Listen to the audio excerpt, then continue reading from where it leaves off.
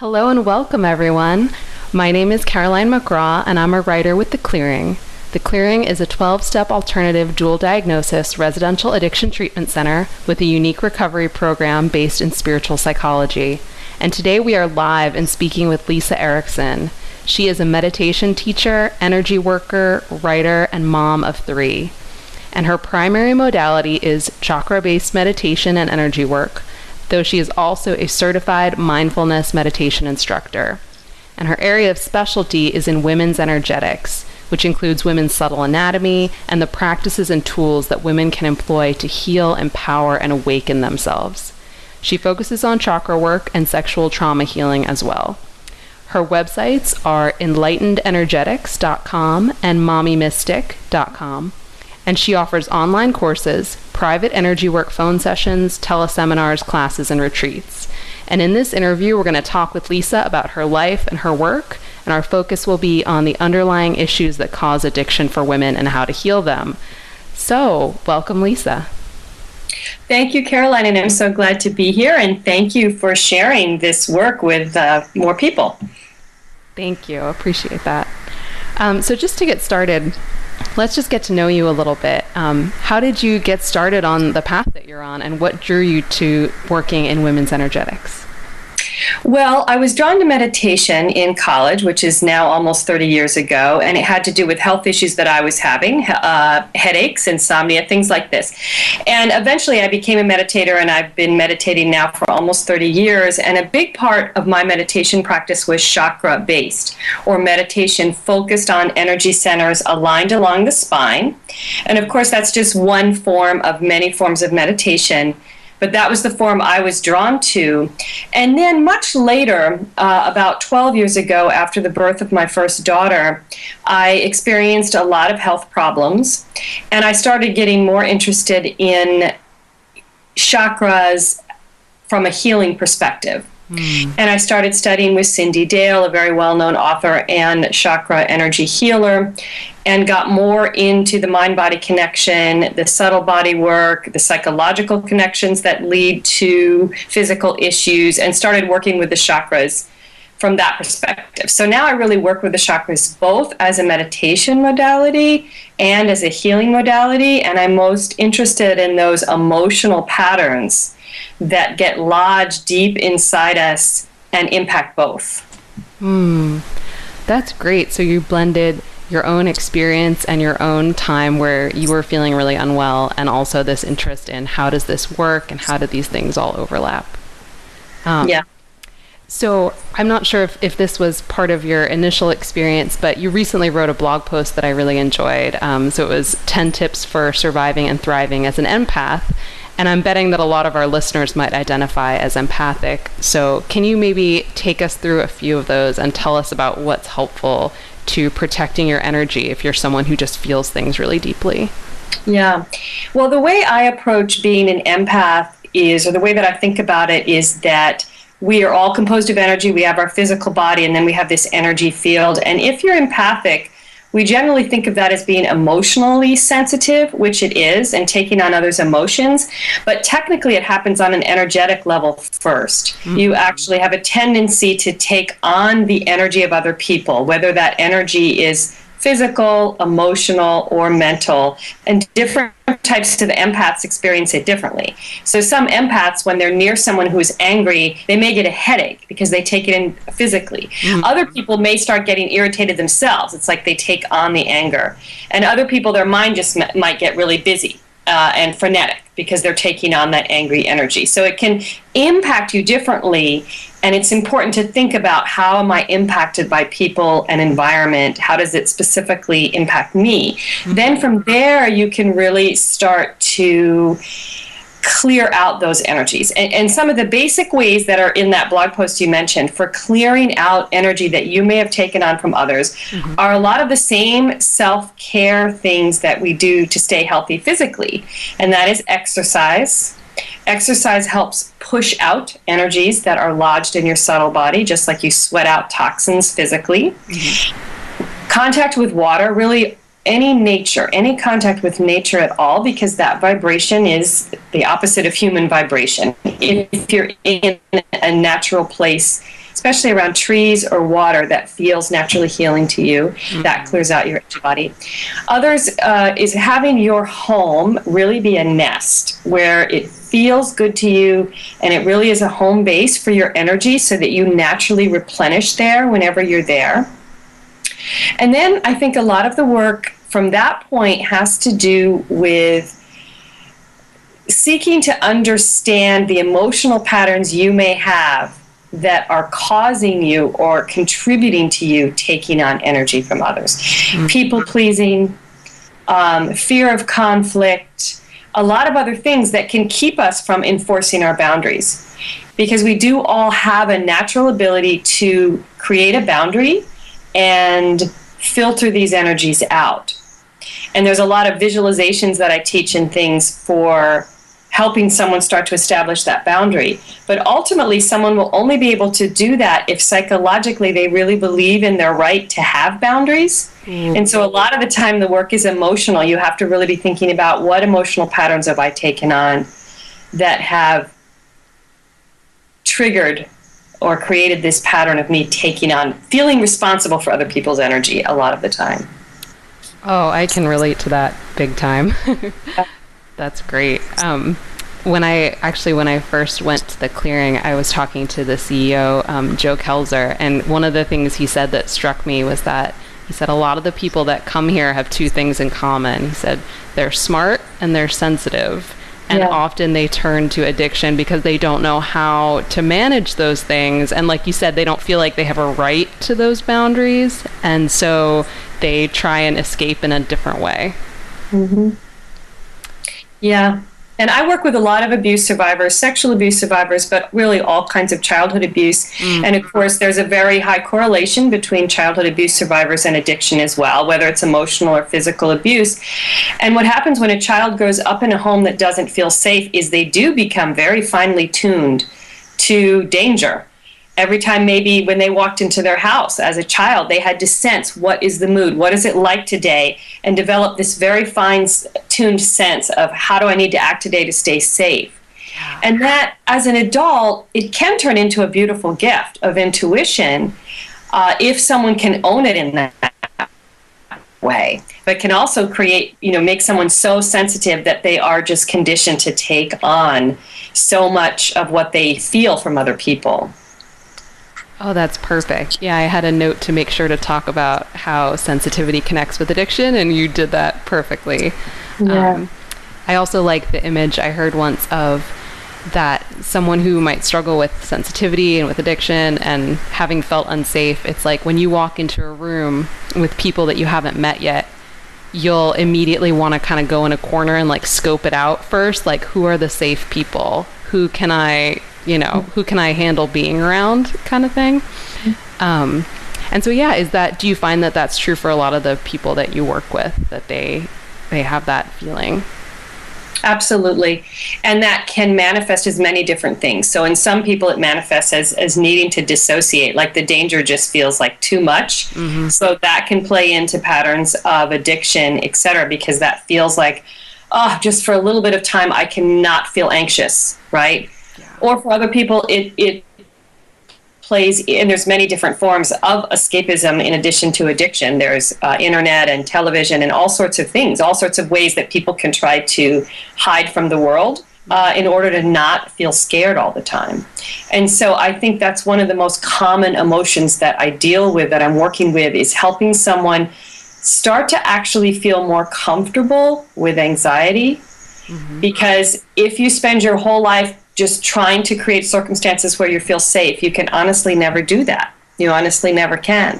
So you actually have to get more comfortable with feeling anxious and work from that place. And that's a big start. That's one of the most common starting points for the work I do with people. I like that. Yeah, just getting comfortable with the physical sensation. And something else we say a lot at the clearing is the idea that anxiety and excitement are actually like fairly close together. And so if you can, we like to feel excited about things, but we're so scared to feel anxious. But getting comfortable with that feeling. That's great. Yeah. So I'll shift gears just a little bit to talk about those underlying core issues that can cause addiction for women. Other than not feeling safe, I mean, that's a huge one. But what are some of the other ones that crop up? Well, I think, obviously there's a whole biological component to addiction, but I focus on the emotional. So coming from the emotional perspective, the most common things that I work with or I see in addition to anxiety is feelings of unworthiness and shame. And these feelings of just somehow being bad, being less than. And that is so painful to experience that someone feels they just can't.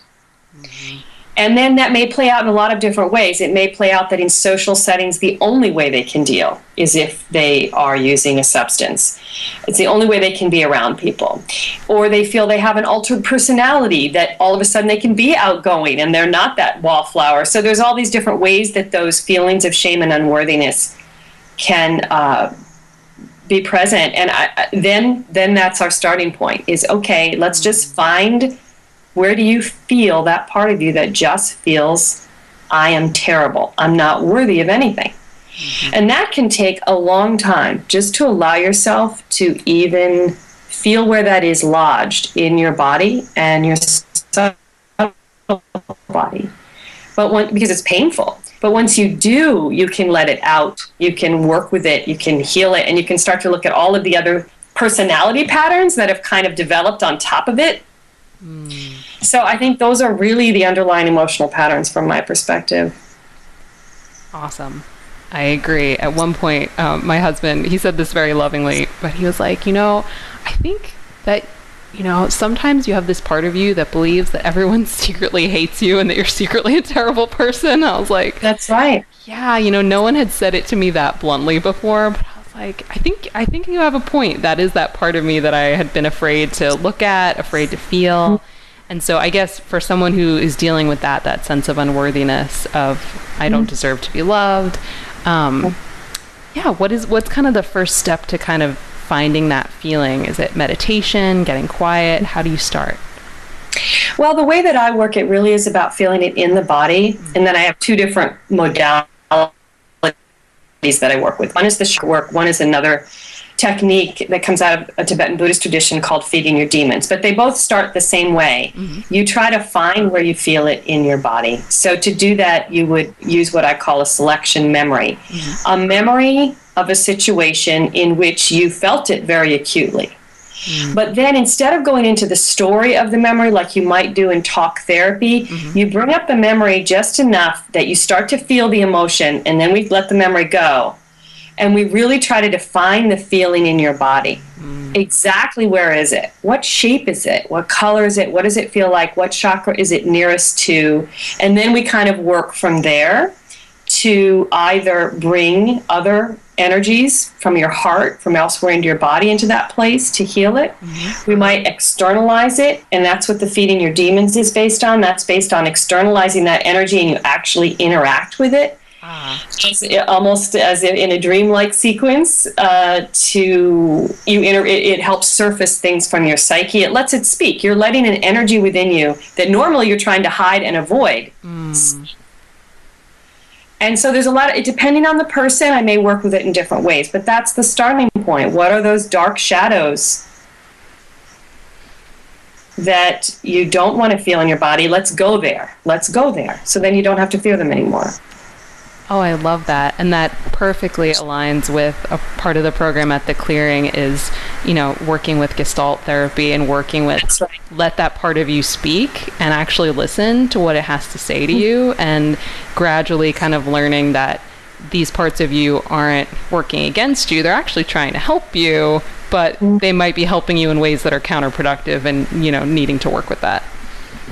Yeah, and that's why I liked a lot of what I saw on the Clearing website as well. It is this very Jungian and Gestalt approach, which is very prevalent in the Feeding Your Demons work as well, and in the way that I work with the chakras as well. And also this connection to the body, which to me is so important.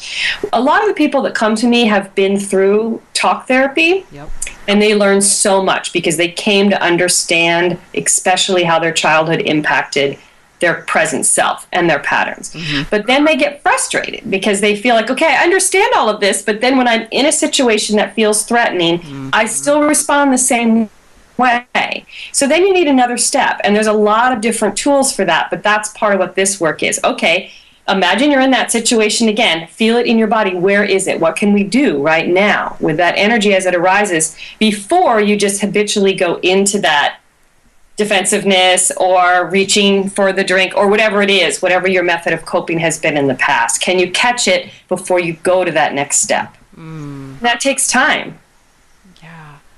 Oh, I love that. It's true, because that first step is being aware that you're going there and like, oh, wait. That's right. I'm overreacting. I'm responding with way more emotion than the situation justifies. Like, I can tell it's triggering something, but I don't know what it is. But yeah, and then actually going underneath that and figuring out, okay, what is this? What is this hurt that I'm carrying around or whatever? And then actually being able to choose something different when it comes up again. Yeah, and for a lot of people, and it's different for everyone, but for a lot of people, the key or the thing that really helps is training themselves to tune into their body. Yeah.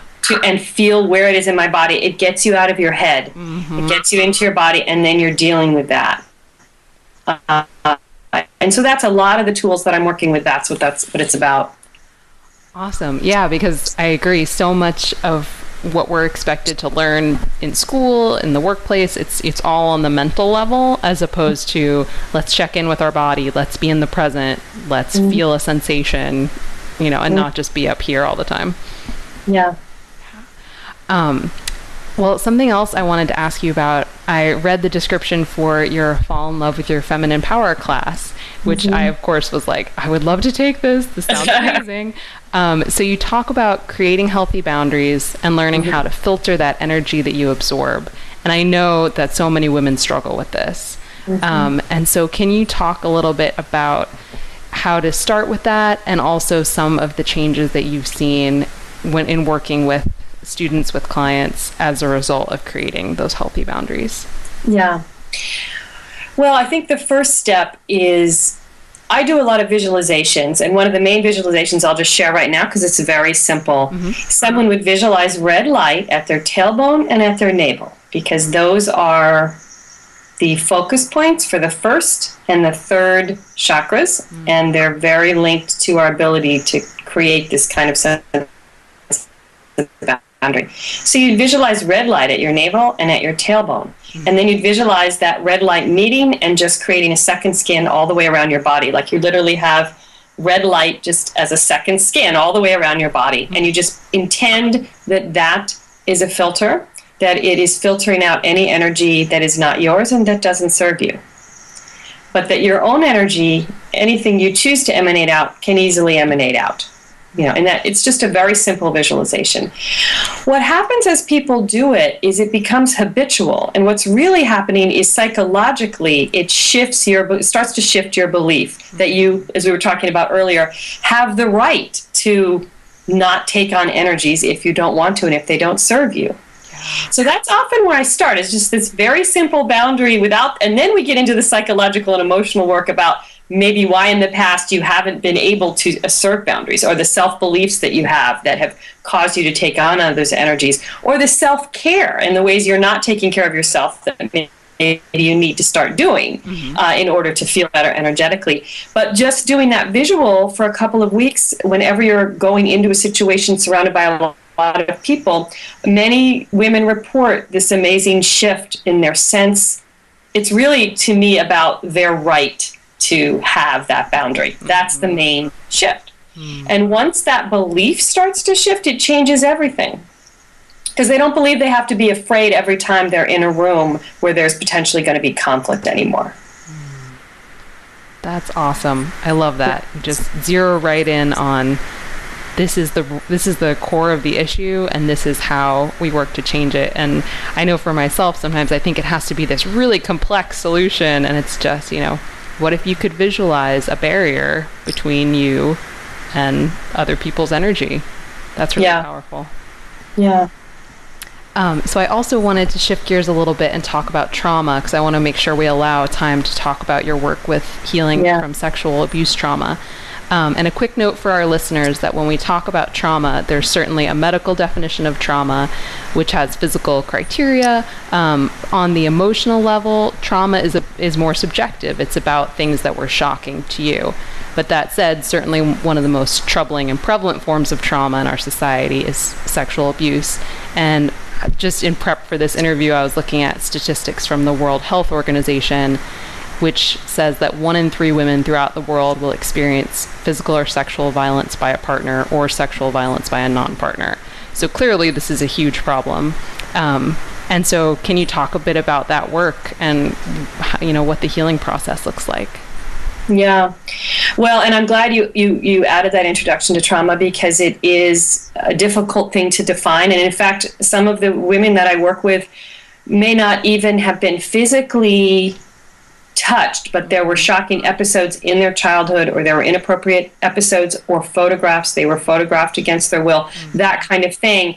And it is experienced as a trauma. So and although there's a lot of differences between how someone might respond to that situation versus childhood abuse versus an assault when you're an adult, there's definite differences, and I don't want to lump them all together. Sure. There are certain common things that many people tend to experience. One is the pattern of disassociating in some way, disassociating from the physical body. Mm-hmm. What often happens, if there's repeated abuse, and this happens with any form of childhood physical abuse, but most specifically sexual abuse, often a child will develop, as a survival strategy, really the ability to kind of go away during an abusive episode. Mm-hmm. And go into a part of their mind, leave their body, if you will. And then as an adult, that is their habituated response to any situation that feels the least bit unsafe, right? Mm-hmm. And this has direct ties to addiction, because for many people that can then translate into substance abuse, in which trying to capture that same feeling. Mm-hmm.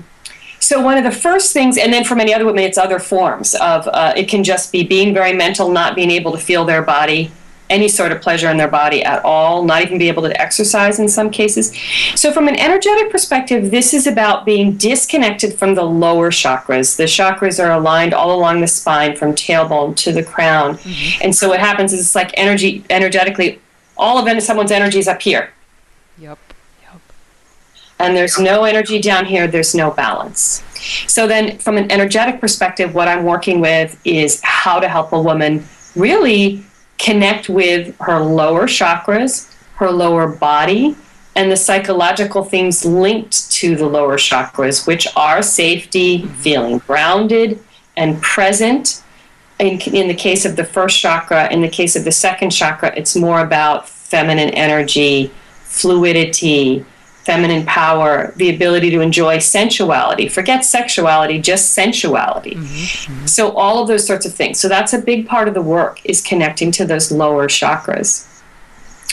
Then I think some other patterns are obviously linked to the heart in the way someone processes relationships and how they think about masculine and feminine energies, or yin and yang energies, which we all have inside of us. So some women will just decide, I'm never going to be weak again, and they kind of take on a lot of yang energy, and they kind of think of all yin energies as being weak. So they won't allow themselves to experience any of that. So then there's balance that needs to be had. Other women may come to develop self-beliefs that, all they are is kind of passive, and they don't have any right to assert themselves. Mm-hmm. So then there's too much yin, and we need to bring more yang into their psyche and into their body. So there's different variations, but I think those are the two main energetic things that I'm working on: connecting to the lower body and energies, and the balance between yin and yang internally. Perfect. You actually answered most of my next question, but I'll sorry. ask it anyway. No, it's great. You clearly, there's a lot to say about this, and this is a primary area that you work in. So I wanted to highlight, just for our listeners, that on your website, you do offer a free ebook on healing the subtle body wounds of sexual abuse and trauma. And so you write about how sexual abuse affects the chakras, which are the energy centers in our subtle body. So the question was, can you talk about how the subtle body is affected by sexual abuse, and then how to heal? Yeah. Yeah, so those are the main two areas, the disassociation, the balance of yin and yang. And then there's all these other things. And one of them ties back to our very first discussion, the beginning of the interview, this sensitivity issue, where it's partially the chakras that are associated with intuition are often up here, like the third eye and the forehead. So very often, abuse survivors have very well-developed third eyes. They're very intuitive. They're very sensitive for all the reasons that we discussed. But in order for that to be a gift rather than a curse, it needs to be integrated with their whole being and with a sense of being able to protect themselves, a sense that it doesn't happen against their will, that energies don't just come at them against their will, that they can actually control it, boundary it, and ground themselves in their body and in their life. So that would be the other big thing. Nice. That's covered. Yeah. Awesome. And as I was reading through the ebook, I was also particularly fascinated, I think this connects to what you're saying, by this concept of working with energy lines. And so I wrote a quote that I really liked that I can read, which is, "We all establish energetic lines, cords between our own energy body and the bodies of people in our lives. Energy flows back and forth across these lines, and it's helpful for any of us to periodically cut or clear the lines that we no longer need or are not healthy for us." And that was really interesting to me because a lot of the times when we hear boundary setting discussions, they don't really include this spiritual element, this energetic element. And I know I've certainly felt with people that I'm close to the sense that even if you're far apart from them, you still have this energetic connection and this link. And so can you talk more about that process and how it works? Yeah. Well, and of course, in that example that you gave, these are friends or these are people that they're part of your support network. Right. So in that sense, it's like feeling that connection of energy line is a very positive thing. I think of it as your mandala. It's like your energetic mandala of support that you need to draw upon. And even with those people, what I would often do is visualize myself kind of in this middle of mandala with all my support network around me and a very clear gold line from my heart to theirs. And that's called clearing the line. And it's really just, it's a way of affirming for yourself, I have support. I am not alone, right? I love that. Now, the flip side of that is people in your life with whom you're taking on a lot of negative energy, but they need to be in your life, right? Yep. For whatever reason. They're coworkers, they're your neighbors, whatever. Or old associations that you really need to let go of, but somehow you still feel you're energetically connected. And it's with those individuals that I often do with clients visualizations in which you really visualize cutting the line and saying goodbye. I mean, I would say one of the most common is ex relationships. Yep. You know, and there comes a point where you need to just do a very simple exercise. You visualize yourself and the other person, a line between you, you cut it, and you just say, I love you, I forgive you, I'm sorry, goodbye, which is actually from a Hawaiian healing tradition. But it's just a way of cutting that line, symbolizing, you visualize line coming back into you, the other end of the line going into the other person. It's a way of just symbolizing, okay, our energy is separate now, for once and for all. There may be healing still to do around the relationship, but our energy is separate. And often we need to do that periodically. And again, for me, it's partially really happening energetically that you are cutting this energy line, but it's also about going through the process is about this psychological shift that occurs where you start to really think about who in my life contributes positive energy, who does not, and I'll just cut that line. Even if I see someone every day, I don't have to be impacted by their energy. I don't have to take that on. Or even if someone was a big part of my life and that relationship is now done, I don't need to still have all of their energy coming into my body through this line that we forged. It's time to let that go. I love that. That's so helpful. Yeah. Thank you. And so just as we're wrapping up, I also wanted to touch on, so you write about owning and reclaiming your sexual energy, especially after trauma. Can you say more about that and how that looks? I mean, obviously that might be like a later part of the healing process, but I wanted to make sure to include that in here. Yeah. The way that I usually work with that is I think about all the themes of the second chakra, which for a woman is where most of this energy is located. And the themes of the second chakra, or the powers or energies of the second chakra, are creativity, fluidity, sensuality, and sexuality. So I asked someone to think about which of those areas is already strong for them. Like, someone may be very creative, but they feel like they're shut down sexually. They may be sensual in some areas of their life. Like, they can go out in nature and really appreciate the scents, the smells and the sounds of nature, or they can appreciate beautiful artwork. In that case, they're open centrally. So we work first with wherever you're strong: creativity, sensuality, often sensuality, and we work on getting more and more comfortable with those energies. I call them all the juicy energies of life, right? And then we gradually start to tie that over into sexuality and sexual energy. And whether someone's working with a partner or they're working alone in terms of masturbation and things like that, which is a reality of getting more comfortable with yourself as a sexual being, that's often the next step then, is trying to create a bridge between sensuality and the beautiful things in life that you experience and sexuality, because that's really what sexuality should be connected to, right? So that's the next step in the healing, is trying to create that bridge, as opposed to whatever association has already been made with sexuality through abuse. I love that. I love how you start with a place where you already feel some strength and some energy, and then you create that connection. That's great. Yeah. So just in general, what's something that you wish more people knew about your field, about what you do, about women's energetics? I guess it's just, I'd love to take the kind of out there connotation away from it.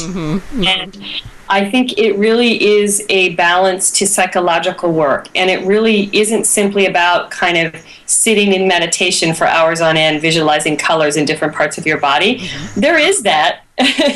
But it's really much more about, what do you feel and where do you feel it? And that you can start to understand how where you feel something is connected, not just to your physical body, but to your subtle body, your energy body.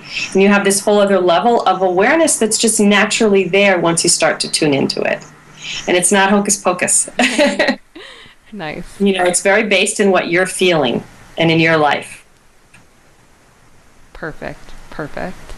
Well, any final things you'd like to share, words of encouragement, anything else that we feel like we haven't covered that you'd like to? I guess don't give up. I think the biggest thing is, with a lot of the trauma survivors that I'm working with, and this is very true for addiction patterns as well, it takes time. There's some long-standing patterns in there, but anything can be rewritten. And you have to just view every setback as providing new insight. It's some part of you that was not yet seen, some shadow you had not yet noted. Now you've seen it. It gives you the opportunity to see it and move 2 steps forward. And to just keep doing that. Everyone has the birthright to happiness. That's beautiful. Thank you, Lisa. Thank you.